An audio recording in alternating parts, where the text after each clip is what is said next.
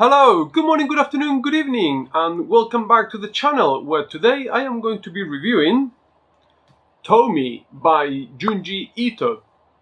Now, Junji Ito is a prolific, renowned Japanese horror manga writer. Apart from Tomie, which was his first work, which he drew and wrote while holding a daytime job, so props to him. He also did Gyo and Uzumaki.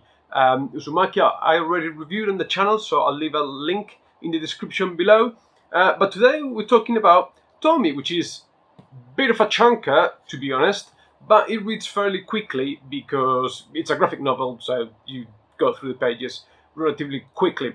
Now, I have forgotten when I picked it up that being obviously written originally in Japanese, you have to read the book back to front. I hadn't forgotten that, but the panels on the pages need to be read right to left, and I have forgotten that, so at the beginning it wasn't making much sense to me 3 or 4 pages to remember and realize. What have we got here? Well, Tomie follows a young, very attractive girl. She's the school age, so it's a bit weird.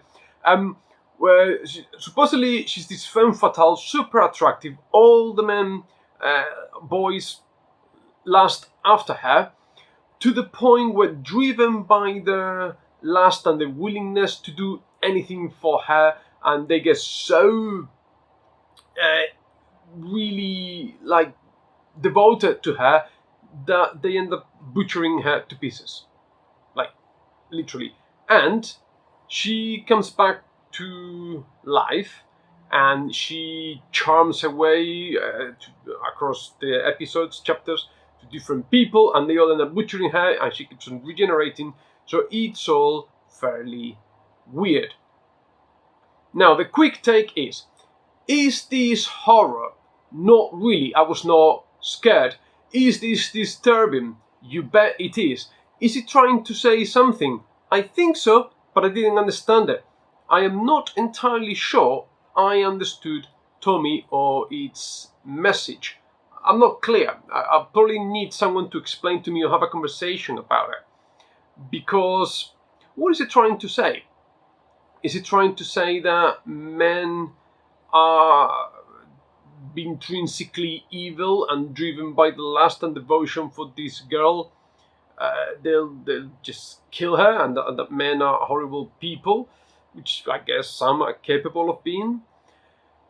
But equally, Tomie is this horrible girl that drives wedges between people, is manipulative, is very selfish, trying to get her way, and seems to revel in the chaos. She seems to be this sort of demonic agent of chaos.